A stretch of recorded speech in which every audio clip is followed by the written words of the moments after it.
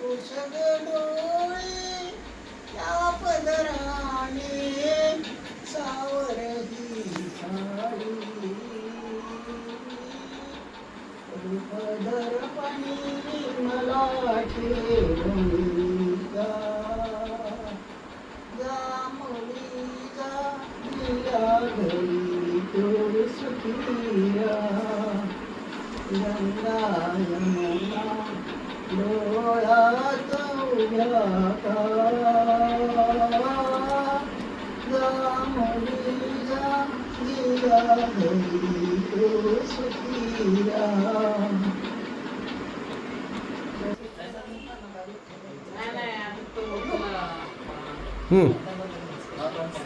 मला आता एक सांग की आप्पा बाबा तुला कधी बघायला आले होते आणि त्यावेळेसचा काही प्रसंग ते कसे बघायला आले काय झालं त्यावेळेस बघायला चालेल बघायला शेतात बघितलं त्यांना. आमचे वडील आणि आंधळीचे मामा गेले होते मामा योगाने त्यांना जे मामाने सांगितलं स्थळ ते बघायला गेलो असं होतो असं आहे तेव्हा? स्थळ हे आंधळीच्या मामाने.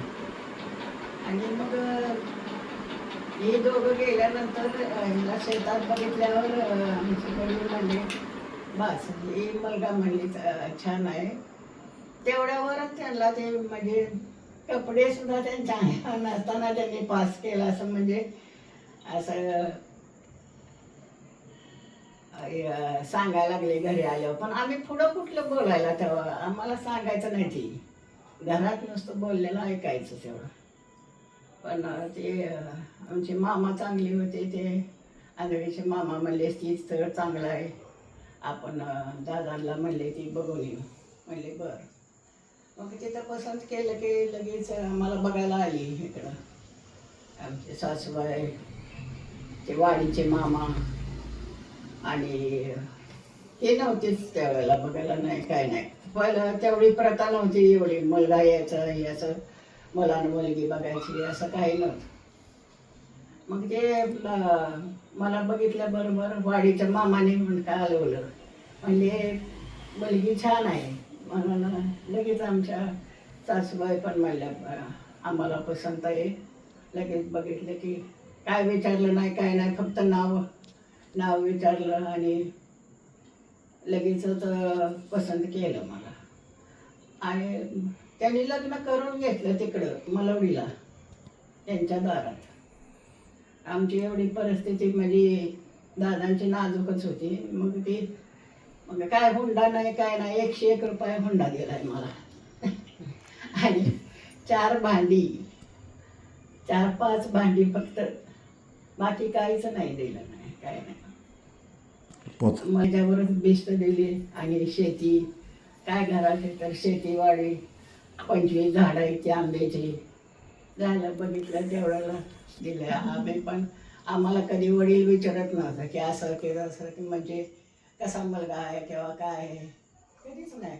लग्नातसुद्धा आम्ही म्हणजे विशेष म्हणजे आम्हाला इतकी भीती वाटायची की नुसतं थरथरान कापायचं बघितल्याबरोबर मुलगा म्हणजे नवरा मुलगा लग्न ही असलं काय कळतच नव्हतं ना. मग लग्न झाल्यावर सुद्धा काही कळत नव्हतं.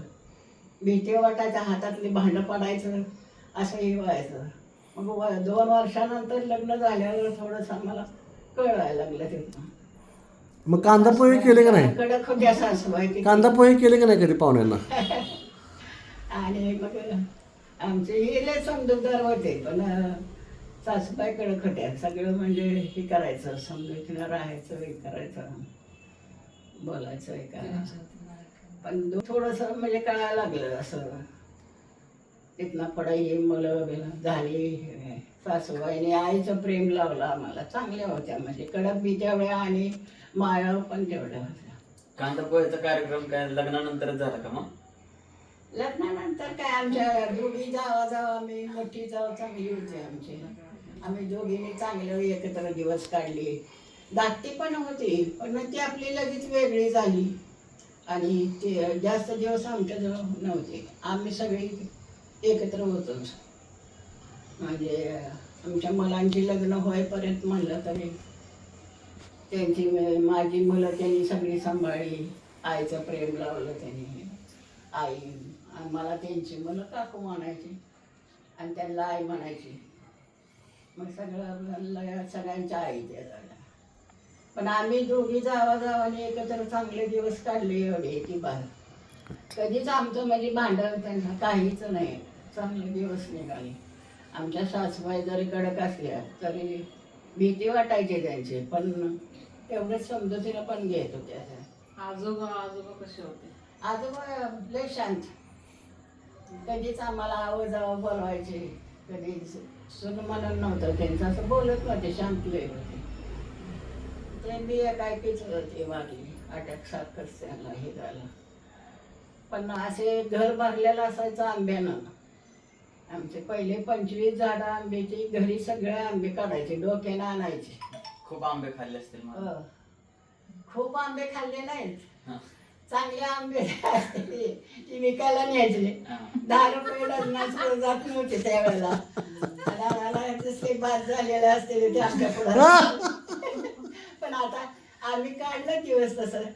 आमची दोघींचा बी तसला स्वभावच नव्हता खाण्याचा ह्याचा शांत आम्हाला तर स्वभाव. द्यायचे बाबा बाबा खायला. हो, बाबा असे ह्याच्यात धोत्राच्या ह्याच्यात घ्यायचे आंबे आणि आमच्या पुढे आणून वाटायचे.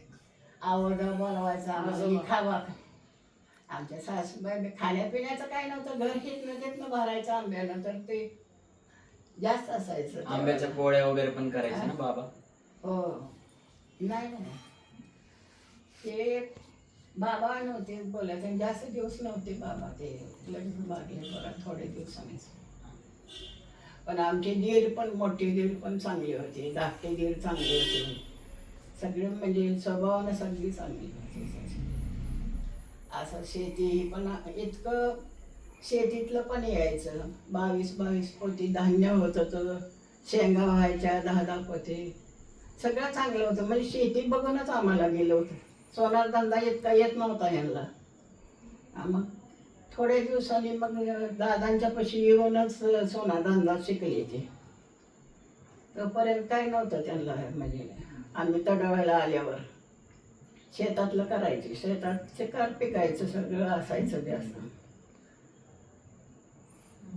हां. नाही, आम्ही एक प्रश्न विचारला होता मगाशी तुला, की कांदे पोहेचा कार्यक्रम आता जसा नेहमी होतो, पाहुणे आले बघायला की कांदे पोहे करतो आपण, तसा कांदे पोहेचा कार्यक्रम कधी झाला का तुमचा? नाही, काय ते आठवतच नाही. ते म्हणजे केलं का नाही. नाही, पाहुणे आले होते का बघायला असं? मला म्हणजे काय येतच नव्हतं त्यावेळेला. एवढं म्हणजे लहानपणी झालं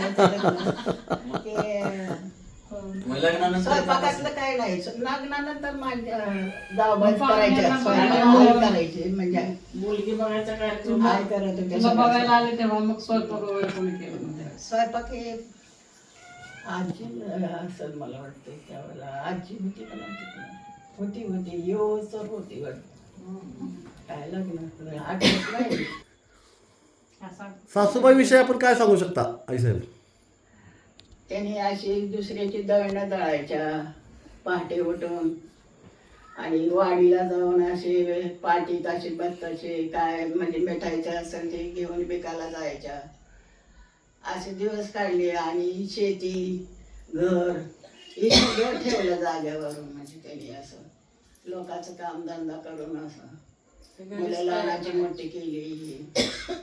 ही शेती कुठून कुणी घेतली ती शेती? शेती म्हणजे राजानं विचारलं होतं की तुला काय पाहिजे. आमच्या सासऱ्यांना म्हणजे कोण आजं सासरं होतं पहिले त्यांना, ते तुला काय देऊ, तर ते म्हणजे मला चतकोर भाकरी दे. मग ही शेती दिली. नाही, पण सत्तूर भाकरी राजाने का दिली त्याचं कारण काय तरी आहे ना हिस्ट्री? ती राजाच्या बायकोच्या पायातलं जोडवं काढलं होतं. जोडवं आवळलेलं होतं, त्याने काढलं.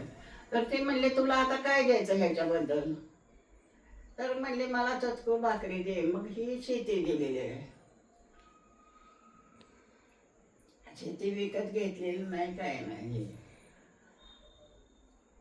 ते एकूण किती 30 एकर जमीन आहे ना? राजाने दिलेली तत्कूर भाकरी म्हणजे 30 एकर जमीन. जमीन किती आहे सगळी? 30 एकर जमीन आहे सगळी. काय डोंगरात मला दिले काय करायचं त्याला, म्हणजे इतकंही वाटायचं त्यावेळेला. काय कळतंय यायचं म्हणले की सायकलवर यायचं हल्ला तर ते रडायला लागले की आजीनं म्हणायचं अगं सासरी जाताना रडत नाही ती रडायचं नाही मग अजिबात नाही रडायचं परत कळत नव्हतं काहीच सासर म्हणजे काय माहेर म्हणजे काय आणि इकडंच किती किती दिवस राहायचं 6-6 महिने दादाने यायचं नाही काय नाही याला ही तुम्ही झाल्यावर तर ती अशी पोरं आधी अर्धवट झाली ना मग ती म्हणायचं नको तिची पोरं अशी झाली ती तर आपल्या घरी नाही आणायची मी जायचं भेटायला जाणार तिकडं मग यायचं तीच सगळ्या डिलिव्हरी आजीनं केल्या आईचं प्रेम दिलं मस्त सगळं चांगल्या होत्या सासूबाई सांग तेवढे बाप